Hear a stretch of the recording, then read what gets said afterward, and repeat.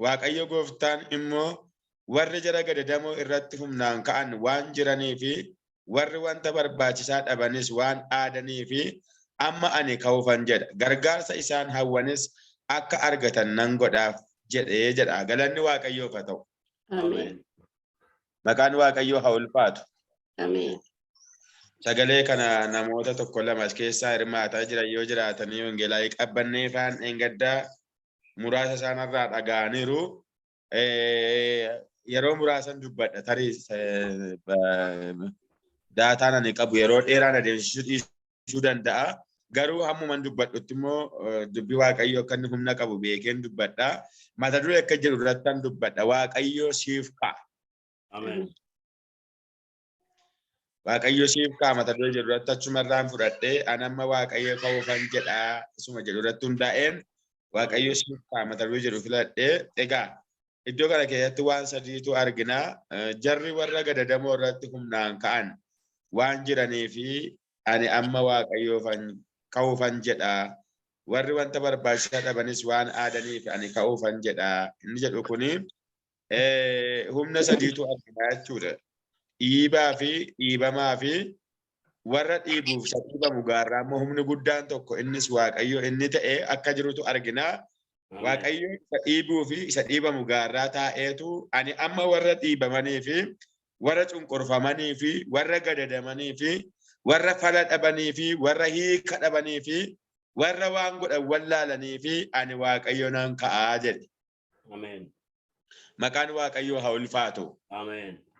Egaa waa'ee ka'uu waaqayyoo duwwaarratti xiyyeeffadha utuu hin taane waaqayyoo hin ka'a dhugaadha. Waaqayyo nuu ka'ees hojii nuuf hojjetee beekaa. Sichittis nuu ka'ee hojii gurguddaa nuuf hin hojjetaa. Bara keenya keessatti jiruuf jireenya keenya keessatti waaqayyo ka'uu isaatiin waan baay'ee nuuf hojjete argineerra. Sichis hin argina. Haa ta'u iyyuu malee waaqayyo maaliif ka'a? Eenyuuf ka'a? Gaafa ka'u immoo maal godha waan jedhu tokkoon hamma waaqayyo naa galcheef hamma waaqayyo na hubachiise dubbachuu barbaada. Jalqaba irratti waaqayyo eenyuuf ka'a inni jedhu waaqayyo ijoollee isaa warra ta'aniif ka'a. Warra isa barbaadataniif, warra isa jaallataniif, warra ijoollee isaa ta'aniif, isaaf adda ba'aniif, warra isaaf of kennaniif, warra jireenya isaanii isaaf dhiisaniif waaqayyo hin ka'a. Ameen. Ameen. Sinaa eebbisu namoota lama sadii argaan jira. Warri kaanis amma danda'ametti yoo dandeessan mijeeffadha. Waaqayyo eenyuuf kaasa jedhamuufi gabaabaamatti waaqayyo ijoollee isaa warra ta'aniif ka'a. Warra kansaa ta'aniif, warra isaaf of kennaniif, warra isaaf adda ba'aniif, warra isa jaallatanii fi warra jireenya isaanii isaaf dhiisaniif haala mijatuuf hin mijanne keessatti jaallatamuuf jibbamuu keessatti argachuuf dhabuu keessatti waaqayyo waaqa kooti jedhanii warra waaqicha abdatan, warra waaqichaaf of kennan, warra waaqicha barbaaddatan, warra kansaa ta'uu isaanii beekanii waaqayyo kun anaaf abbaa kooti warra jechuu danda'aniif waaqayyo hin ka'an jedhe. Ameen. Baradana mama ya baya. Egaa waaqayyo warra kansaa ta'an inni jedhu afaaniin ani mucaa waaqayyooti jechuun ijoollee waaqayyo ta'uu keenya hin ibsu. Afaaniin ani tajaajilaadha, ani barsiisaa wangeelaati, ani faarfataadha, ani raajiidha, ani maqaa garaagaraa jiraachuu danda'a. Namnis nuu kennee waaqayyos kan nuu kenne jiraachuu danda'a. Garuu maqaa sun duwwaan mucaa waaqayyo nu taasisuu hin danda'u. Mucaa waaqayyo kan nu taasisu inni tokko waaqayyoof adda ba'anii jiraachuu, waaqayyoof of kennanii jiraachuu, waaqayyoon jaallachanii jiraachuu, waaqayyoosuma immoo mucaa isaa nu godhate kan ammoo fuula isaa barbaaddachuudhaanitu waaqayyo abbaa keenya ta'uu danda'a. Inni abbaa keenya ta'e kun immoo ka'ee hojii nuuf hojjechuun isarra jiraatu nuuf hojjeta. Macaafa raajii Isaayyaas 37 yoo ta'e ilaaltanii iddoo sana waan tokkotu ka'a. Hisqiyaastu mootii Israa'eliin ture. Mootii Israa'eliin ture kuni mootii Asoor yookaan immoo irratti gaafa ka'an warri isaanii faallaa warri Israa'elootaan faallaa jecha sodaachisaa dhalayyaa sodaachisaa ergaa sodaachisaa gaafa itti dhaamanii fi waan kana gaafa argu immoo Hisqiyaas baay'ee sodaatee baay'ee raafamee baay'ee dhiphatee baay'ee jeeqame hin gadde uffata isaa ofirratti tarsaasee jedha. Isaayyaas 37 lakkoofsa tokko kaatanii yoo dubbifatta waa'ee naasa'u kan argitu waan isaanitti dhufetu jira dhiibbaa isaanitti dhufaa jirutu jira dhiibbaa isaanitti dhufaa jiru kanaaf akka jedhe barri kun bara itti dubartiin ulfooftee humna ittiin deessu dhabdee ciniinsifattu fakkaata ulfoofteetti da'uu barbaaddi garuu humna ittiin deessu dhabdee ciniinsifattu fakkaata barri kun akkasiidha jedhe. Akkas jedheetu gara Isaayyaas gara raajicha Isaayyaas raajicha isa guddaa sana yookaas immoo nama Waaqayyo isa ta'ee gara Isaayyaasitti nama erge. Raajiin Isaayyaas raajii guddaa gaafa jennu raajoti gosa lamatu jira. Raajota xixinnoo fi raajota gurguddaa. Raajota xixinnoo fi raajota gurguddaa inni jennu sadarkaa barnoota isaanii yookaas immoo qabeenya isaanii yookaas immoo bifa isaanii utuu hin taane raajii guddaa xiqqaa kan isaan taasisee qabiyyee ergaa isaanii bal'ina ergaa isaaniitu raajii guddaaf raajii xinnoo isaan jechisiisee jechuudha. Egaa raajota gurguddaa keessa raajiin Isaayyaas raajota gurguddaa keessatti ramaa raajii Isaayyaas kanatti egaa Hisqiyaas nama erge. Barri kun bara akkasii fakkaata. Bara itti dubartiin ulfooftee da'uu barbaaddee humna ittiin deessu dhabdee ciniinsifattuu fakkaata waan ta'eef Waaqayyoon nuuf kadhadhuu jedhe. Waa'ee kadhataa tannaq Waaqayyoon maal ta'e Waaqayyoon nuuf kadhadhu. Waaqayyoon kadhachuu keenya keessa jira mo'ichi fuula Waaqayyoo barbaaduu keessa jira mo'ichi Waaqayyoo wajjin walii galuu keessa jira mo'ichi fuula Waaqayyootti kufuu keessa jira mo'ichi malee isaatii karaa biraa hin jiru waan ta'eef waan nutti ulfaatu nutti dhufu lola ulfaataa kana kan nu mo'achiisuu danda'u Waaqayyoodha waan ta'eef Waaqayyoon nu kadhadhu. Maqaan Waaqayyoo haa ulfaatu. Meeshaa waraanaa qabadhu kottuu na gargaari hin jenne. Yookaas immoo waan garaagaraa naa godhe hin jenne. Isaayyaas raajii Waaqayyooti nama Waaqayyooti waan ta'eef Waaqayyoon nu kadhadhu. Dhimma nutti dhufaa jiru kanaaf mootiin Seenaarab jedhamu waraana 185 ol akka qabu itti fuftanii yoo dubbifattanii argattu. Haa ta'u iyyuu malee isaati mootiin Hisqiyaas waan sodaachisaaf waan rakkisaa waan ulfaataa humna isaatiin ol ta'e itti dhufe kanaaf Waaqayyoon kadhachuun akka isaaf fala ta'etu beekee gara Isaayyaasitti nama erge ofiisaas gara kadhannaatti galee jechuudha. Akkasuma macaafa seenaa baraa isa lammaffaa boqonnaa 20 lakkoofsa 10 kaatota ilaaltanii mootiin Amoonotaa warri Mo'aabotaa gaara Si'ir warri jedhaman Yoosaafeetiin badheessuudhaafitu akka itti dhufaa jiran yookaas immoo Yoosaafeetiin akka yaaddessan akka dhiphisan achittis yoo argattan yoo ilaaltanii Waaqayyoon hin kadhatan jedha. Fuula Waaqayyoo duratti kadhannaadhaan dhiyaatan jedha. Waan isaan irratti dhufaa jiru, waan isaan balleessuuf itti adeemaa jiru, waan isaan dhabamsiisuuf itti adeemaa jiru maal ta'anii Waaqayyoon kadhatan jedha. Keessumaa boqonnaa 20 lakkoofsa 13 yoo ilaaltan maanguddooliin Israa'el ijoollee isaanii qabatanii dubartoota isaanii qabatanii fuuldura mana qulqullummaa dhaabbatanii maal ta'an jedha. Yaa Waaqayyo waan duratti ta'aa jiru ilaali jedhanii Waaqayyoon kadhatan jedha. Waaqayyo immoo utuma isaan kadhataa jiran lakkoofsa 14 irratti Azaariin ilma Zakkaariyaasin isaan gidduudhaa kaaseetu isin yaa maanguddoolii Israa'el maal hin ta'inaa hin sodaatinaa iddoo qabadhaa dhaabbadhaa lolli kun kan eenyuuti kan kooti jedha Waaqayyoo jedha. Galanni Waaqayyoof haa ta'u. Egaan jara kaa lamman maaliin argite yoo jettan waan ulfaata isaatti dhufeef falli keenya Waaqayyoon kadhachuudha jedhanii kadhannaa filataniitu Waaqayyoon kadhachuudhaaf fuula Waaqayyoon duratti akka isaan kufan arginaa jechuudha. Maatiyos 7:7 yoo ilaaltanii maal jedha iddoon sun Maatiyos 7:7 kadhadhaa isiniif hin kennama barbaadaa in argattu rukutaa maal ta'a isiniif hin banamaa jedha sagaleen Waaqayyoo. Egaa yaa obboloota wanti jechuu barbaada biyya lafaa kana mo'annee darbuu barbaadna taanaan biyyi lafaa kun nuuf diina keenya. Biyya lafaa kana keessummummaa keessa jiraanna maleessa biyya keenya miti. Biyya kan keenya hin taane keessa jiraannu kana keessatti immoo lola gurguddaa qabna. Wal'aansoo jajjabaa qabna. Wal'aansoo hafuuraa Phaawulos akka jedhe Efesoon boqonnaa 5 lakkoofsa 10 yoo ilaaltan nuyi foon qabeessaa wajjin wal'aansoo wal qabna miteedha. macoota afuurota hamoota warra qilleensa kana keessa balali'an isaanii wajjin wal'aansoo wal qabnaa jedha. Egaa har'a nuunis biyya lafaa kana keessatti wanti nu qoru, wanti wal'aansootu ta'u, wanti akka nu hin guddanneef hafuuratti foonitti fiixaan ba'umsa hin qabaanneef, wanti danqaa nuti ta'u, wanti nu dhiphisu, wanti nu jeequ baay'een jiraachuu danda'a. Kanaaf falli isaa maal yoo jettan tokkoffaa irratti Waaqayyoon kadhachuudha. Waaqayyoon barbaadachuudha. Biyya adda addaa irra teessee sagantaa kana hirmaataa kan jirtan mo'ichi keessan, milkaa'insi keessan, fiixaan ba'umsi keessan inni lafarraas inni waaqarraas maal keessa jira yoo jettan fuula Waaqayyoo barbaadachuu keessa jira.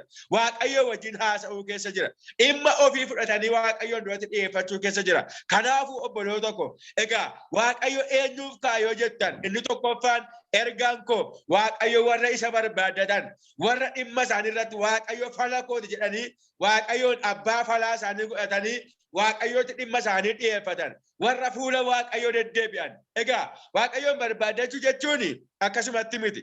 Qajeelummaa kan of keessaa qabu ta'uutu irra jiraata.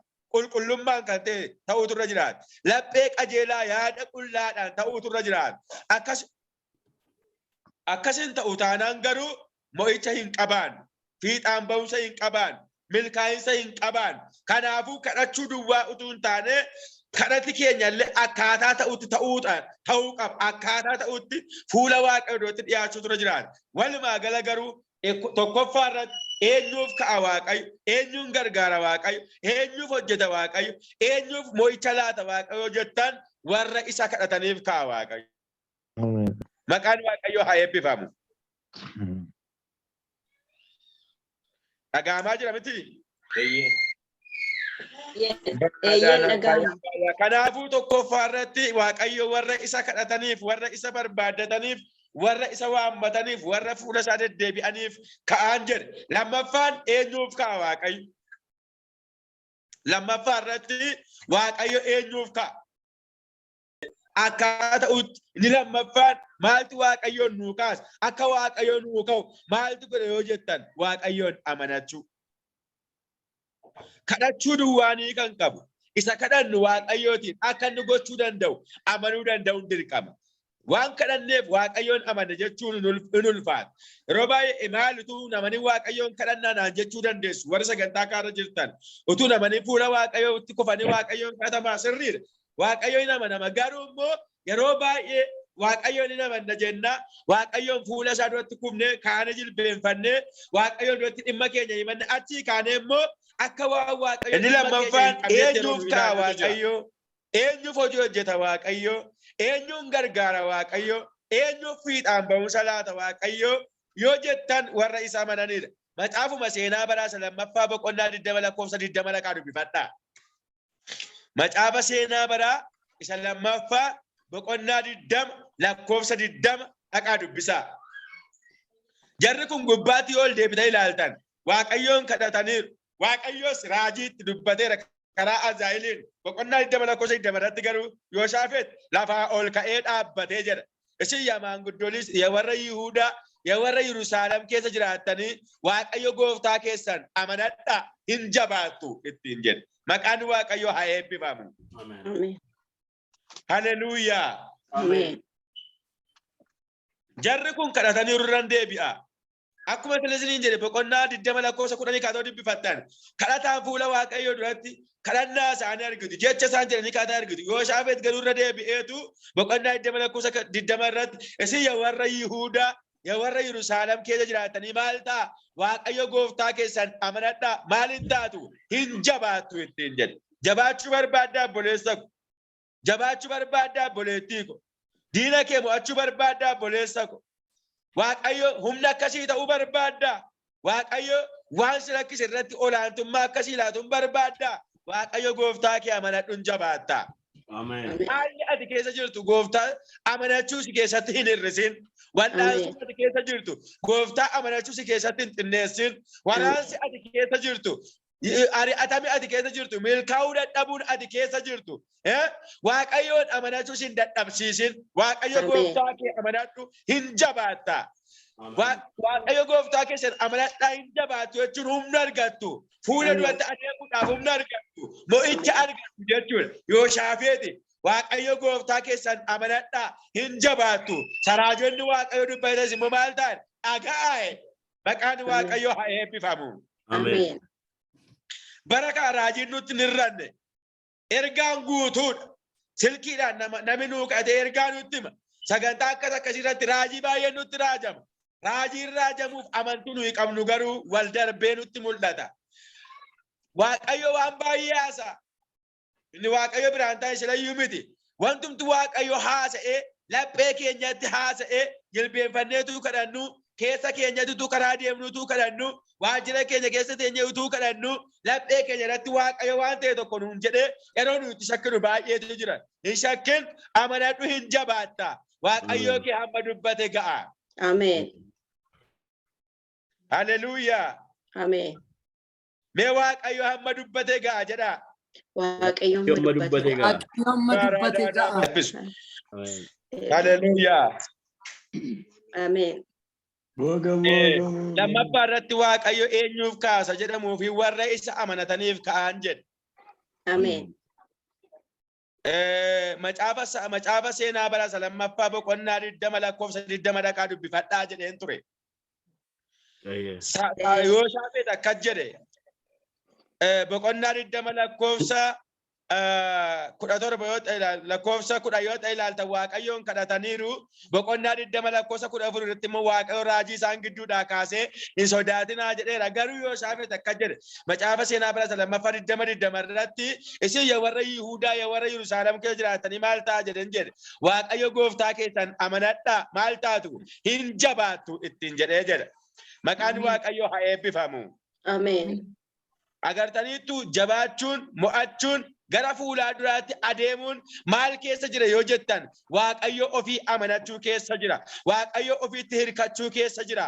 Hirree waaqayyo amanachuu keessa jira. Yeroon akka isiniin jedhu maal tamitti tuun amaniin kadhatamaa jechuu dandeessu. Jara kana yoo ilaaltan kadhataniiru.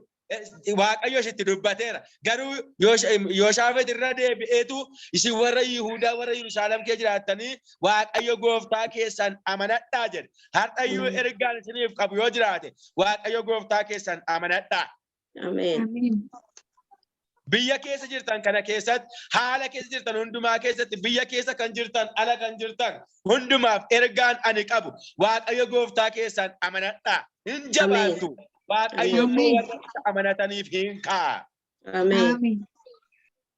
Kanaafuu obboloota koo lammaffaa irratti Daawitii macaafa Saamu'eel isa duraa boqonnaa 17 lakkoofsa 28 ka'aa hanga 30 hanga 45tti dubbifadhaa isiniin jedheen ture.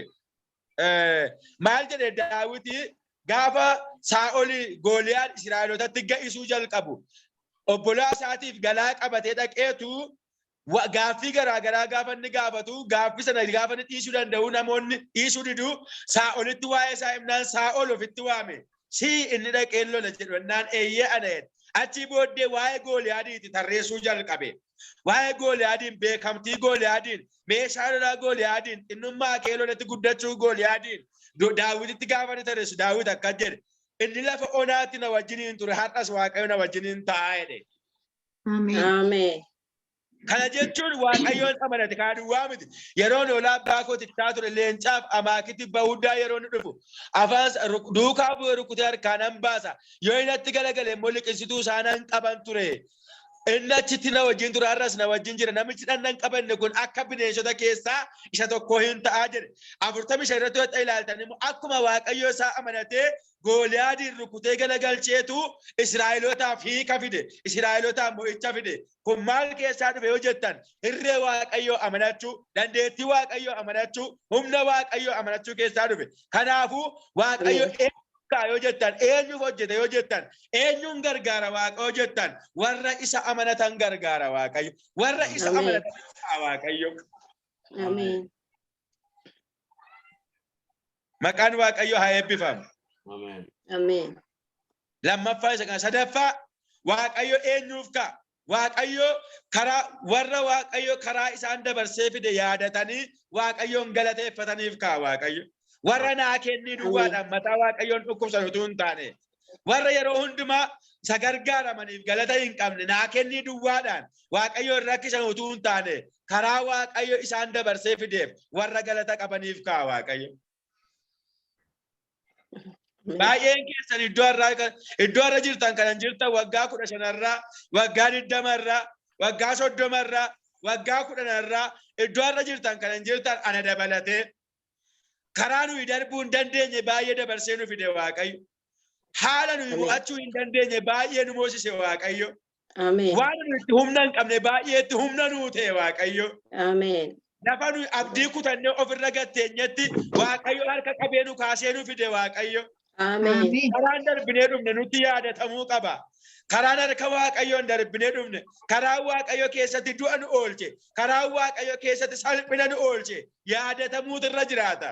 Ameen. Haleluuyaa. Ameen. Kanaaf sadaffaa irratti eenyuuf kaa Waaqo jettan karaa Waaqayyo isaan dabarsee fide yaadatanii warra galata qabaniif kaa. Namni iyyuu nama ta'ee nama isaa waa godhe tokkoof galata qaba. Galatoomeedha. Naa dhaabatte rakkina kootti galatoomeedha. Galata galcha. Waaqayyo nuu godhee kee galata barbaada. Naa kenni duwwaa miti Waaqayyo kan barbaadu. Naa lolii duwwaa miti Waaqayyo kan barbaadu. Naa goodeettaa galatoomi jechuus hin barbaada Waaqayyo. Na gargaarteettaa galatoomi jechuus hin barbaada Waaqayyo. Seexanni garuu afaan nama baay'ee irraa galata fageessee jira. Takaleessaa dagachiise isaarraa duwwaatti agarsiiseetu waraansa xinnoo irra jirtu, wal'aansoo xinnoo irra jirtu agarsiisee seexana namaaf Waaqayyo walitti buusaa jiraata seexan. Dhukkuba xinnoo irra dhukkubsa sakaleessa darbee dhufe dagate Waaqayyo maallaa godhe jedha. Lakkii Waaqayyo nuu godheera. Ameen. Maastersii kee miti kan fidee guyyaa irraa kaasii laate. PhD kee miti kan guyyaa irraa kaasii laate. Qabeenya yoo ta'e kan si caalan jiru. Maastersii yoo ta'e kan si caalan jiru. PhD yoo ta'e kan si caalan jiru. Afaan ati hin beekne gidduu jiraattu kana keessatti gurguddoota kanatti jettee yaaddu, cimoodha jettee kanatti yaaddu. Garuu akka tasaatti kan dhabaman jireenyi isaanii akka hin taane kan ta'an baay'eetu jira. Ati garuu Kiristoos abbaa sii ta'e, gaachana sii ta'e, hirkoo sii ta'e, waan baay'ee ati darbitee dhufuu hin dandeenye si dabarse. Waaqayyo galata argachuutu irra jiraata. Ameen. Hebaaraadhaa namaa maayaa baayaa. Faarfannaa boqonnaa 124 yoo ta'e dubbifatan akkas jedha. Inni gara keenya gore Waaqayyoon utuu ta'uudhaa baate. Inni maal ta'e? Inni gara keenya gore. Yoo guyyaa rakkinaa, yoo guyyaa muddamaa, yoo guyyaa nama dhabu, yoo guyyaa fira dhabu, yoo guyyaa hiriyaa dhabu, yoo guyyaa namaaf dhaabatu namaaf dubbatu dhabu, inni gara keenya gore. Baay'een keessan fira fakkaatanii firii kee yeroo si jalaa callise hin turre. Hiriyaa gaarii ati qabdu yeroo si jalaa callisu hin turre. Lafamma jirtu kana karaa ittiin geessu barbaaddee garuu namni hundumti si jalaa callifnaan Waaqayyo karaa siin saadhe. Kanaafuu Waaqayyo dagatamuu hin qabu. Jarri kun gara 6-7 yoo deddeebite dubbifattan inni gara keenya gore. Isilaa yoo Waaqayyoon ta'uu baate yeroo aariin isaanii irratti bobeessana fayyaatti nu liqimsu turani lolaan nu fudhatee hin sokka ture bishaan ni bubbisu mataa keenya irra iyyaa ture jedhaniitu inni afaan isaanii keessa nu buusin ulfinaan ajajamu. Afaan maalii? Afaan diina keenyaa sana balleessuuf nurratti baname. Dhukkubi yerootti nu dhabamsiisuuf tureera. Rakkinni yerootti nu dhabamsiisuuf tureera. Waaqayyoottis waan kamitti yerootti dhabamuuf tureera. Wanti afaan nutti banate baay'ee ture. Galaanni dhukkubaa, galaanni rakkinaa, galaanni nama dhabu, galaanni qofaa ta'u yerootti nurraa uursaa tureera. Waaqayyo sana hundumaa dabarsee nu fideera. Kanaafuu karaan Waaqayyoon darbinee dhufne dagatamuun irra hin jiraatu. Sadaffaan inni kan biraan ijoolleen qoree akka jedhan Faarsaa 46 irratti lakkoofsa tokkotti dubbifatan nuyi Waaqayyootti kooluu hin galle inni humna keenya rakkina keessatti gargaaraa ta'uunsaa beekameera jedhan. Maal keessatti? Rakkina keessatti yoo kaleessa rakkina keessatti oolchaa ta'uunsaa beekameera. Dukkana keessatti ifa ta'uunsaa beekameera. Jedhanii tuffanii akka jedhan lafti yoo diddiiramte iyyuu gaaronni yoo urgufaman iyyuu maal hin taanu hin sodaannu jedhan. Maqaan Waaqayyoo haa eebbifamu. Ameen. Ameen. Macaafa Saamu'eel Salamaffaa boqonnaa 22 dhaqaa ilaala. Macaafa Saamu'eel Salamaffaa boqonnaa 22. Du'a oolee Saa'oliin na oolche Waaqayyoodha jedhee maqaa Waaqa isaa ol qabee inni iddootti baqannaa naaf ta'eera. Itti gaanfa koo ol laaf qabeera. jedheetu karaa darbee dhufe yaadateetu Waaqayyoon galateeffate. Lakkoofsa afurratti geessiqee akka jedhe anammayyuu isa waammatamuu qabu Waaqayyoon nan waammadhaa. Ameen. Ameen. Kanaafuu sadaffaan maal barbaada yoo jettan karaa darbanii dhufan yaadatanii kan na oolche kan na gargaare Waaqayyoodha jechuudhaanitu Waaqayyo maal ta'an jedhe warra akkasiitiif ka'a warra akkasiif hojjetu warra akkasii harka qaba Waaqayyo. Waaqayyo eenyuuf kaasa jedhu irratti tokkoffaa irratti warra isa kadhataniif ka'an jedhe. Lammaffaa irratti Waaqayyo eenyuuf kaa'u jettan warra isa amanataniif ka'an jedhe. Sadaffaa karaa Waaqayyo isaan dabarsee fide yaadatanii warra galateeffataniif ka'an jedhe. Egaa Waaqayyo gaafa ka'u maal godha? Isa kanan ilaalla. Amma naa gale. Waaqayyo gaafa ka'u jireenya Ahimadii irratti, jireenya Wangeelaawii Qabbannee irratti, jireenya Taammee irratti, jireenya Meetii irratti Waaqayyo gaafa ka'u maal godha? Isa jedhu waa sadii ilaalla. Gaafa ka'u Waaqayyo maal hojjeta? Waaqayyo ka'uudhaaf waan nuyi gochuu qabnu amma Waaqayyo na gargaare haasa'eera. Waaqayyo immoo gaafa ka'u maal hojjeta? Mana keenya irratti, jiruuf jireenya keenya irratti, tajaajila keenya irratti, dinagdee keenya irratti Waaqayyo maal godha? Isa jedhuufi macaafuma seenaa bara lammaffaa boqonnaa 20 lakkoofsa 23 kaati abbaan tokko sagalee keessan ol kaasaa naa dubbisaa.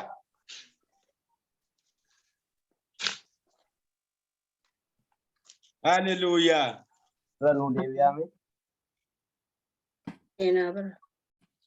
Nama argate jiraanne sagalee ol kaasaa naa dubbisi. Boqonnaa isaa nutti. Boqonnaa 20 lakkoofsa 23 kaanaa dubbisaa.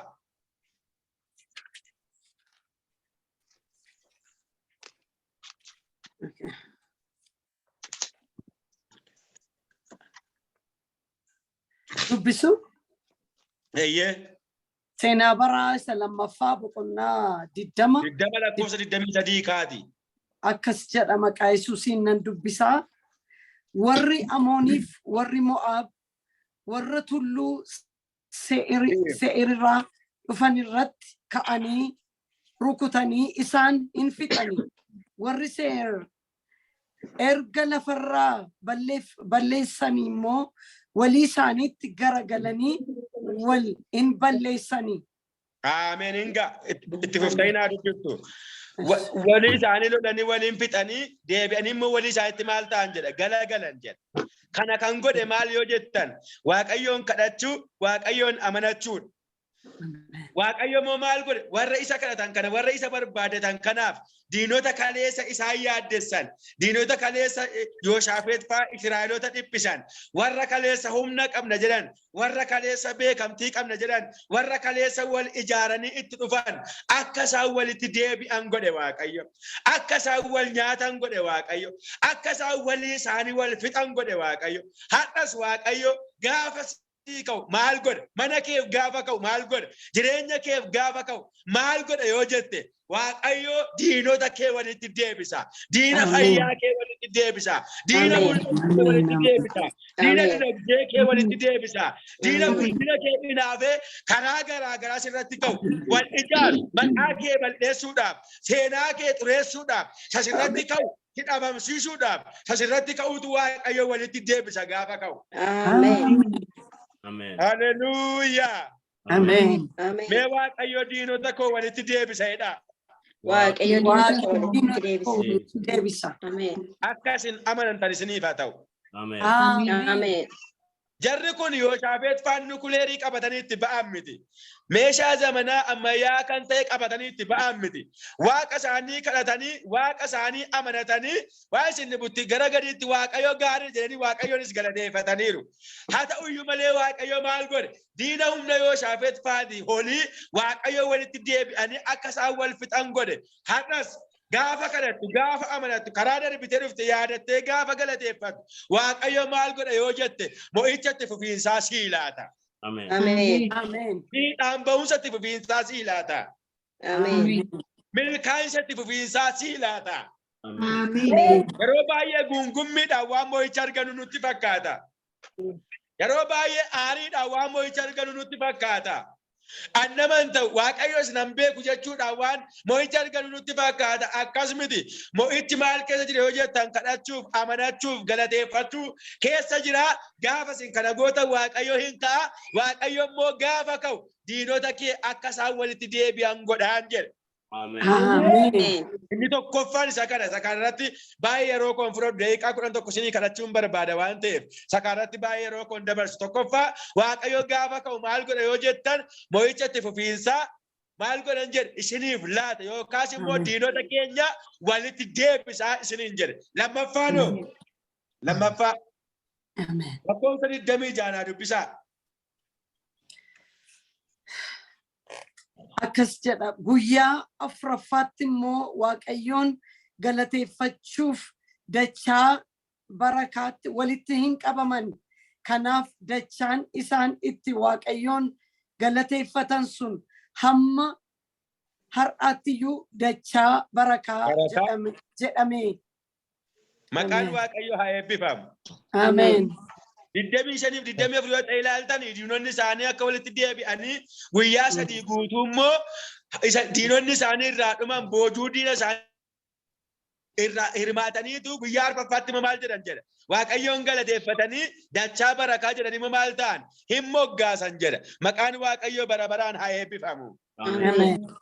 Kanaaf waaqayyo gaafa isa kadhannu gaafa isa amanannu gaafa karaa darbinee dhumne yaadannee galateeffannuuf maal godha yoo jettan lafa salphinaa lafa du'aaf eegamne lafa abdii kutannaa lafa galataa godha waaqayyo.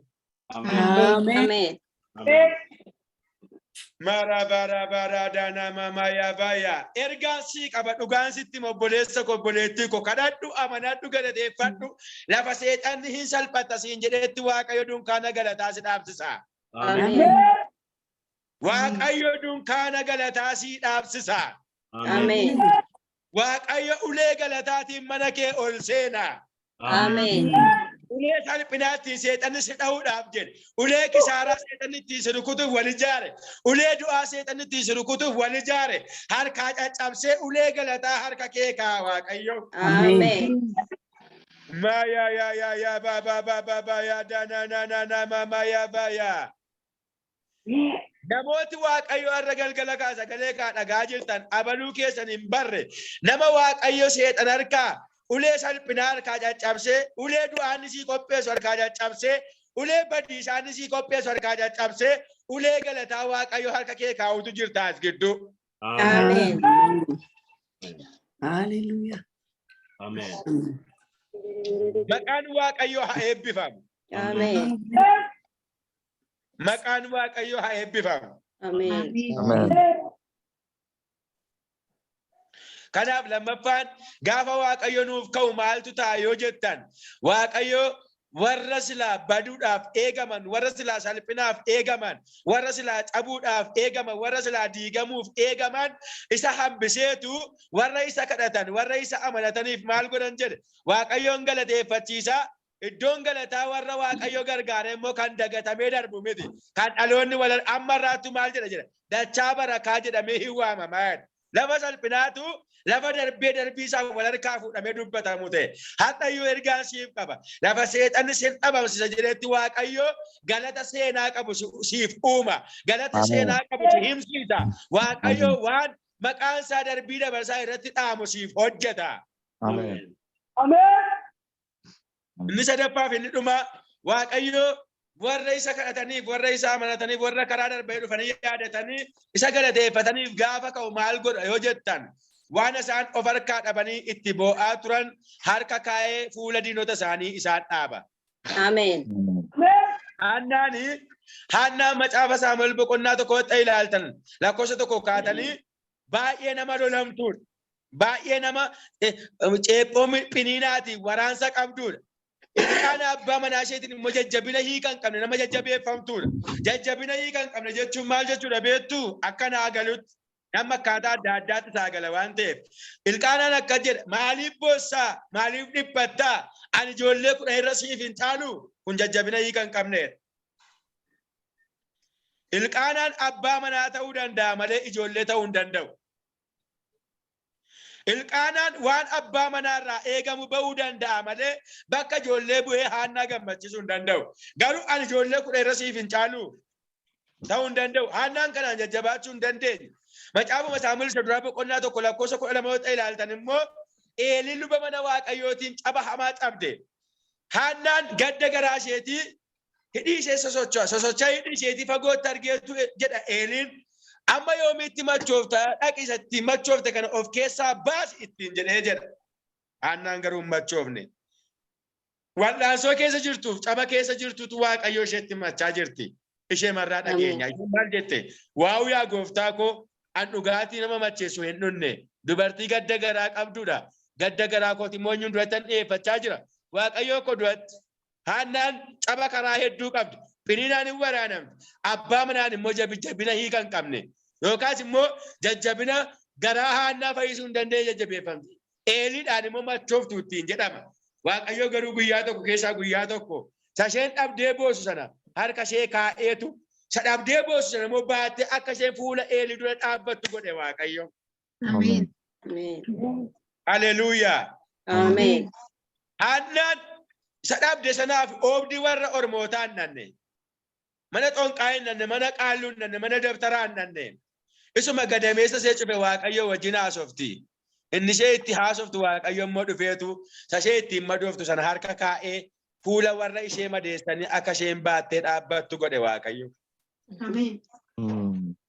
Kanaafuu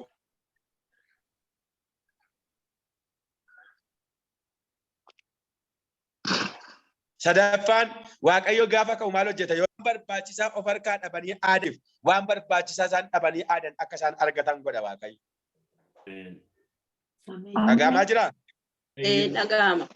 Aarsaa 12 lakkoofsa 5 ammaa yeroo dubbise dhageesseetu yoo ta'e warri waan barbaachisaa dhabanii aadan waan jiraniif waan barbaachisaa isaan dhabanii aadan ani immoo akka isaan argatan nan godhaa jedha.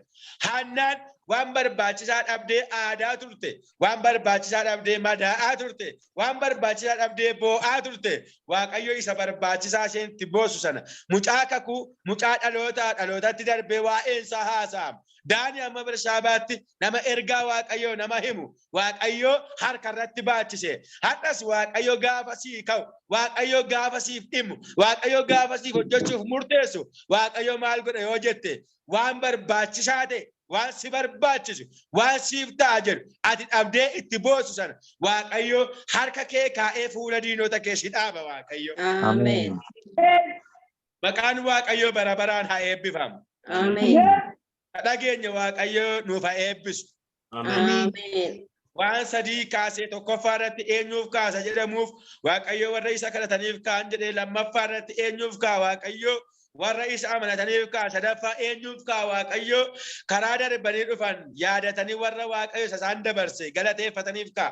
Gaafa ka'u immoo Waaqayyo maal godhan jedhe tokkoffaa irratti Waaqayyo diinota keenya walitti deebisaan jedhe. Waaqayyo lafa du'aaf eegame, lafa badiisaaf eegame, lafa mo'ichaan godhaa jedhe. Lammaffaa irratti immoo Waaqayyo gaafa ka'u maal godhan jedhe lafa salphinaa, lafa kabajaa, lafa galataa godhaan jedhe. Sadaffaan waan barbaachisaa nu hidhamnee itti boonyu sana harka keenya galchee fuula diinota keenyaa nu dhaabaan jedhe. Haannaan dhaabattee dhattee fuula Eelii dhaabbattee akka jetti mucichi gaafatan ani itti boo'e. Inni immoo bara jireenya isaa hundumaa mana Waaqayyoo keessaa jiraatu kan fidee jette. Haleluuyaa. Yesuus gooftaan. Ameen. Nama Waaqayyo mee waan barbaachisaa dhabee boo'aa jiru. Nama waan barbaachisaa dhabee aadaa jiru. Yeroo taa'u yeroo ka'u nama ofitti gungumu Waaqayyo akkasiin jedha. Na kadhadhu na amanadhu. Ani Waaqayyo waan barbaachisaa ati dhabde sana harka kee galchaa. Ani Waaqayyo akka ati boo'aa haftu sana hin godhu. Fuula diinota kee galataanan si dhaabaa'edha. Ameen. Maqaan Waaqayyo haa eebbifamu. Ameen. Dhageenya Waaqayyo nuuf haa eebbisu. Ameen. Tarii wanti na gorsitan yoo jiraate gorsa nan fudhadhaa. Wanti na qajeelchitan yoo jiraate yaada keessan nan fudhadhaa sirreessuu dandeessu. Kanarraa kan hafe Waaqayyoon kadhanna. Maqaan Waaqayyo haa ulfaatu. Ameen.